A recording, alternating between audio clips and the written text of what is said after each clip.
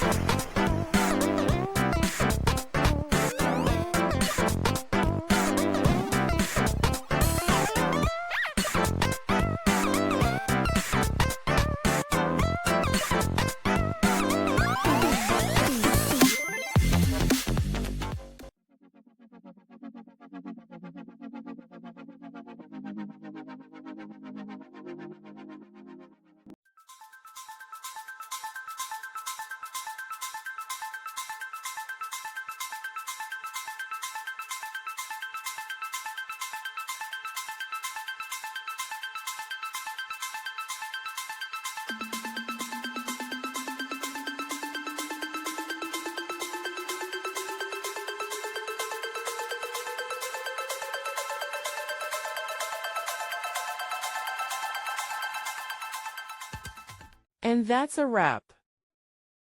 I hope you found the answer you were looking for. If you did, take a second to hit that subscribe button. It really helps out.